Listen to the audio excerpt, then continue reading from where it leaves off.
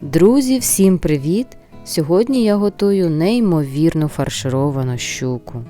Смакує вона до будь-якого гарніру і може бути варіантом як смачної вечері, так і святкової страви. Завдяки особливій начинці щука виходить смачна та соковита.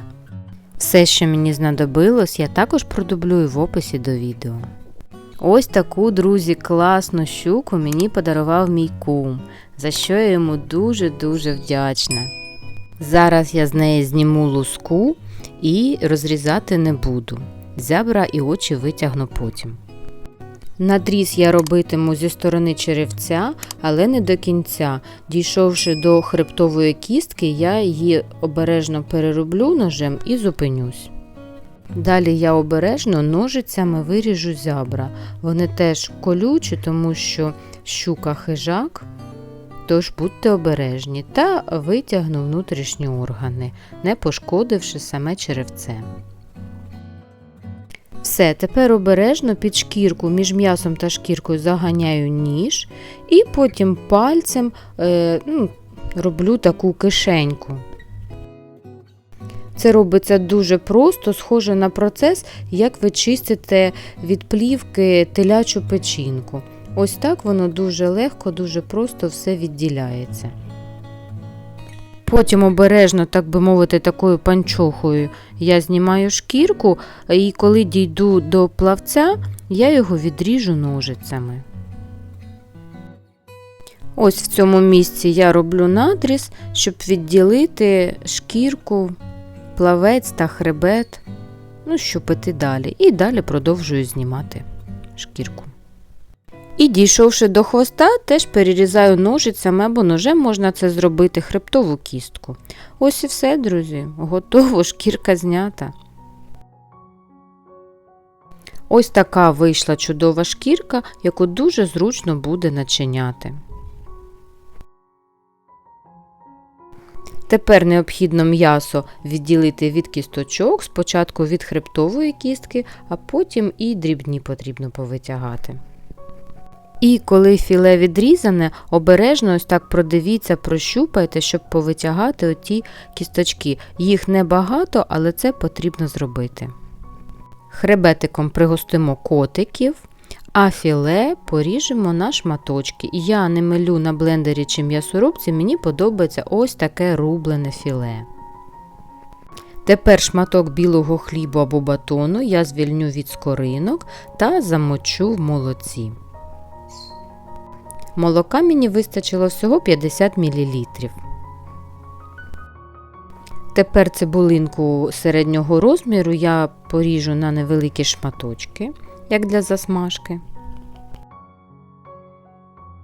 Одну морквинку потру на дрібній терці. В мене була велика, тому я потру її не всю.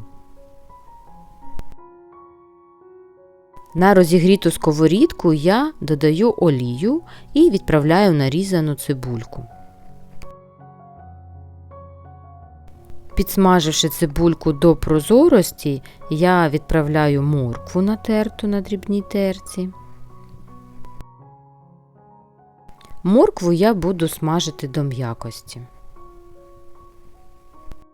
Так як м'ясо щуки досить сухе, то обов'язково необхідно додати сало.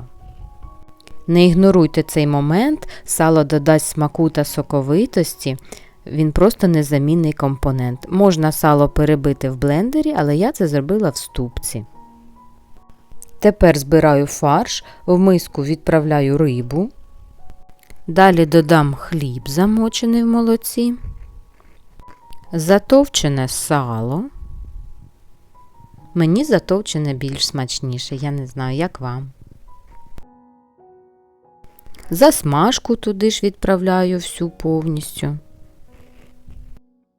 Тепер додаю сіль та приправу до риби. Також обов'язковий компонент в мене домашній майонез. Рецепт я залишу в посиланні. Все перемішую і можна починати начиняти нашу рибку. Цей процес зовсім не складний, просто однією рукою притримую шкірку, а іншою по одній столовій ложці начиняю рибку. Потім ось так рукою допомагаю начинці протиснутись до хвостика і продовжую до самого верху.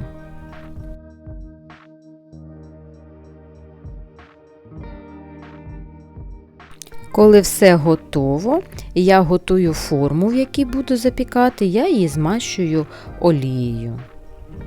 Щуку я хотіла запікати саме в формі, а не на деко, тому що вона буде виділяти сік і жир, і щоб він залишався саме біля неї. Змазую я її майонезом, чайною ложечкою, цього буде досить.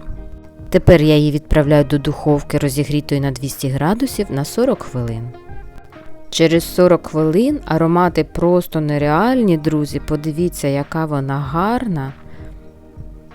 Різати її, звичайно, краще, коли вона вичахне, тоді начинка вже застигне і буде добре триматися. В мене ще рибка гаряченька, але я спробую, я дуже хочу вам показати.